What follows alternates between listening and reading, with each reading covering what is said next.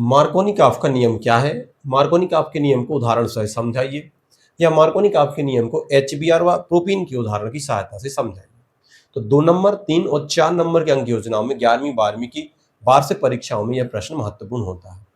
आगे की कक्षाओं में भी यह प्रश्न पूछा जाता है। आज अपन समझेंगे कि मार्कोनी-काफ का नियम है क्या। मार्कोनी-काफ के नियम में कुछ तकनीकी शब्द हैं, जैसे योगात्मक अभिक्रिया,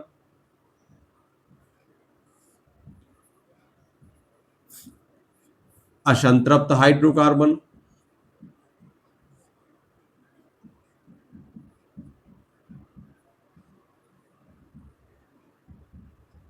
असंतृप्त हाइड्रोकार्बन के बाद आता है योज्य, और योज्य के दो सिरे होते हैं, एक धनात्मक और एक ऋणात्मक। तो ये ऋणात्मक सिरा होता है।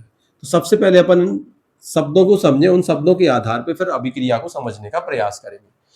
नियम क्या है? किसी भी योगात्मक अभिक्रिया में योज्य का ऋणात्मक भाग द्विबंध के उस कार्बन परमाणु से जुड़ता है जिसपे हाइड्रोजन परमाणु की संख्या न्यूनतम होती है। अब योगात्मक अभिक्रिया क्या होती है? ऐसी अभिक्रिया जिसमें पदार्थ आपस में मिलकर एक उत्पाद बनाते हैं, वो योगात्मक अभिक्रिया कहलाती है। असंतृप्त हाइड्रोकार्बन क्या होते हैं? ऐसे हाइड्रोकार्बन जिनमें कार्बन की जो संतृप्तता है वो एकल बंध नहीं होती, अर्थात उससे अधिक बंध जब होते हैं, द्विबंध या त्रिबंध, तो उसे कहा जाता है असंतृप्त हाइड्रोकार्बन। मतलब द्विबंध और ये त्रिबंध, ये असंतृप्त हाइड्रोकार्बन है। द्विबंध भी है और त्रिबंध भी है, मतलब एन और इन, एल्किन और एल्काइन असंतृप्त हाइड्रोकार्बन की श्रेणी में आते हैं। योज्य मतलब कहलाता है ऐसा हिस्सा या ऐसा पदार्थ जो जुड़ने का कार्य करता है। अब यदि जुड़ते समय उसमें दो हिस्से बट जाते हैं, धनात्मक और ऋणात्मक, तो उनको अलग अलग अपन इस तरीके से लिखते हैं। तो ये तो हो गई परिभाषा या नियम में उपयोग में लाए गए कुछ शब्दों की परिभाषाएं।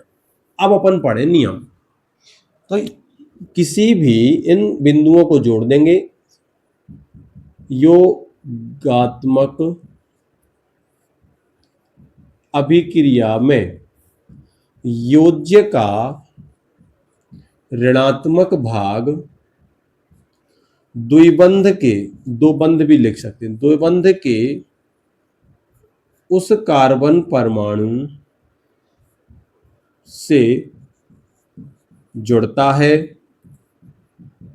जिससे कम H परमाणु संलग्न होते हैं या जुड़े होते हैं। ये है कम हाइड्रोजन परमाणु H। ये नियम है। नियम क्या है? एक बार और पढ़े। किसी भी योगात्मक अभिक्रिया में योज्य का ऋणात्मक भाग द्विबंध के उस कार्बन परमाणु से जुड़ता है जिसके साथ न्यूनतम हाइड्रोजन परमाणु संलग्न रहते हैं। अब किस तरीके से जुड़ता है इसको उदाहरण से समझते हैं। यदि अपन 3 कार्बन वाला ये कंपाउंड लिखे, इसमें 3 हाइड्रोजन है और ये द्विबंध है, और यहाँ पे 2 हाइड्रोजन है और यहाँ पे 1 हाइड्रोजन, यहाँ 2 हाइड्रोजन है, यहाँ पे इतने पे अपन इसको समझने का प्रयास करेंगे नियम के अनुसार। ये द्विबंध वाले कार्बन है दोनों, और ये द्विबंध के कार्बन से हाइड्रोजन यहाँ 2 है और यहाँ पर 1 है। इसकी क्रिया कराते हैं अपन HBr के साथ, मतलब हाइड्रोजन ब्रोमाइड। जब इसके 2 हिस्से होते हैं तो H धन हो जाता है और Br ऋण हो जाता है। तो योज्य का जो ऋणात्मक भाग है वो ये है, ये योज्य है, ये ऋणात्मक भाग और ये धनात्मक भाग। और जब प्रोडक्ट बनता है तो ये HBr दो बंध के उस कार्बन परमाणु से जुड़ता है इस पे कम हाइड्रोजन होते हैं। तो ये कम हाइड्रोजन वाला है, ये कम हाइड्रोजन वाला है और ये अधिक। जुड़ेंगे कैसे? जुड़ के जब प्रोडक्ट बनता है तो ये 3 कार्बन इस तरीके से होते हैं, यहाँ 1 हाइड्रोजन परमाणु, यहाँ पे 2। तो क्या होता है, ये CH3 हो जाती हैं और ये यहाँ पे Br हो जाता है, ये यहाँ पे CH3 और ये यहाँ पे CH हो जाता है। इस तरीके से 2 ब्रोमो प्रोपेन हमें प्राप्त हो जाता है। तो इस तरीके से यह नियम इस उदाहरण की सहायता से अपन समझ सकते हैं। 1 2 3 कार्बन है, ये दूसरा कार्बन है, और ये जो हाइड्रोजन था, ये हाइड्रोजन इसके साथ जुड़ जाता है तो ये CH3 हो जाते हैं। ये जो ब्रोमीन बचता है ये इसके साथ जुड़ जाता है, यहाँ पे 2 ब्रोमो हो जाता है, और ये जो द्विबंध था एक बंध के साथ ब्रोमीन को आपस में जोड़ के एकल बंध में परिवर्तित हो जाता है और एक ही पदार्थ हमें प्राप्त होता है। इस अभिक्रिया को योगात्मक अभिक्रिया कहते हैं। इस कंपाउंड को प्रोपीन कहते हैं या प्रोप 1 इन कहा जाता है। तो आज अपन ने पढ़ा मार्कोनिकॉफ का नियम। मार्कोनिकॉफ का नियम क्या? किसी भी योगात्मक अभिक्रिया में योज्य का ऋणात्मक भाग द्विबंध के उस कार्बन परमाणु के साथ जुड़ता है। ये दोनों कार्बन परमाणु द्विबंध वाले कार्बन परमाणु हैं और इनमें से जो योज्य का ऋणात्मक भाग है, मतलब ये कहाँ पे जुड़ेगा? इसमें 2 हाइड्रोजन है, इसमें एक, ये ज्यादा है ये कम है, इसके साथ जुड़ जाता है। तो इसे कहा जाता है मार्कोनिकॉफ का नियम। और ये प्रोपीन पर HBr के उदाहरण से अपन समझ सकते हैं। HBr और प्रोपीन के उदाहरण से समझ सकते हैं। तो प्रोपीन से क्या प्राप्त हो जाता है? 2 ब्रोमोप्रोपेन।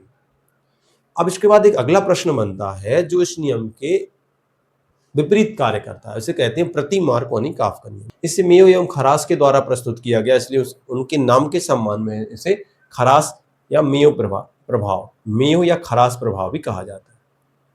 यह अभिक्रिया मार्कोनिकॉफ के नियम से विपरीत होती है और उसका कारण होता है पराक्साइड, और पराक्साइड की उपस्थिति में क्रिया होने के कारण इसे पराक्साइड प्रभाव भी कहते हैं। ये भी 3, 2 और 4 नंबर के अंक योजनाओं में परीक्षाओं में आता है। तो अपन इसको समझने का प्रयास करें। जैसे मार्कोनिकॉफ का नियम है, लगभग वैसे ही प्रति मार्कोनिकॉफ का नियम या पराक्साइड प्रभाव। अंतर क्या है? केवल उसमें अपन लिखते हैं कि कम हाइड्रोजन परमाणु से जुड़ता है योज्य का ऋणात्मक भाग, इसमें अधिक हाइड्रोजन परमाणु से जुड़ता है, और अभिक्रिया जो होती है वो पराक्साइड की उपस्थिति में होती है। तो बेंजोइल पराक्साइड या पराक्साइड की उपस्थिति में किसी भी असंतृप्त हाइड्रोकार्बन की योगात्मक अभिक्रिया में योज्य का जो ऋणात्मक भाग है वो द्विबंध के उस कार्बन परमाणु के साथ संलग्न होता है जिसके साथ अधिकतम हाइड्रोजन जुड़े होते हैं। जैसे ये द्विबंध वाले कार्बन है दोनों, एक कार्बन ये है और एक कार्बन ये है, इसके साथ 2 हाइड्रोजन परमाणु संलग्न है और इसके साथ 1 हाइड्रोजन परमाणु।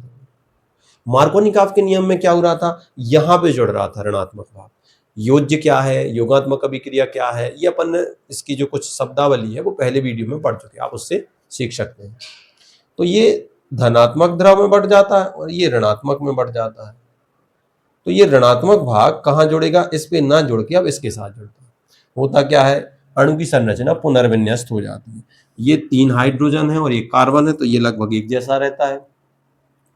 फिर इसके बाद ये कार्बन और ये हाइड्रोजन एक जैसे रहते हैं, केवल ये हाइड्रोजन परमाणु इसके साथ जुड़ जाता है, तो यहाँ हो जाते हैं 2 हाइड्रोजन परमाणु। अब इसके बाद ये 2 हाइड्रोजन परमाणु जो कि तो यहाँ रहते हैं, और ये जो Br है ये ब्रोमीन इसके साथ में जुड़ जाता है, और जो द्विबंध है वो एकल बंध है बदल जाता है। तो ये प्रोपीन से क्या बन जाता है? 1 ब्रोमो प्रोपेन। और मार्कोनिकॉफ के नियम में क्या होता है? मार्कोनिकॉफ के नियम में बनता है 2 ब्रोमो प्रोपेन।